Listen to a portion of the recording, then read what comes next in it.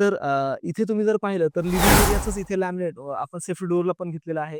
Safety door असल्यामुळे बाहेर आपण मेन डोअर ओपन केल्यानंतर कोण आला आहे, आपल्याला जर छोटं-मोठं एन्व्हलप घ्यायचं असेल तर आपण ह्या जाळीतनं बघून त्या गोष्टी आपण ॲक्सेस करू शकतो. तसंच इथे प्रीमियम लूक हँडलला येण्यासाठी आपण एक मोठा 4 फुटाचा हँडल घेतलेला आहे आणि इथे सेफ्टी डोअरसाठी लॉक पण प्रोव्हाईड केलेला आहे.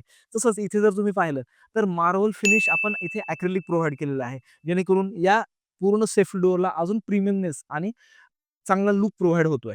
तसंच इथे लाईट हा लॉबी एरिया थोडासा कॉम्पॅक्ट असल्यामुळे इथे सनलाईट प्रोव्हाईड होत नसल्यामुळे आपण लाईटचंही प्रोव्हिजन केलेलं आहे. ज्यामध्ये इथे एल टाइपमध्ये आपण एक प्रोफाइल लाईट प्रोव्हाईड केलेली आहे. तसेच वरती एक सिलेंडर लाईट पण आहे आणि 2 इथे लाईट्स, स्पॉट लाईट्स आपण दिलेले आहेत. जेणेकरून त्या स्पॉट लाईट्सनं हा जो एरिया आहे अजून एलिगंटपणे हायलाइट होत आहे.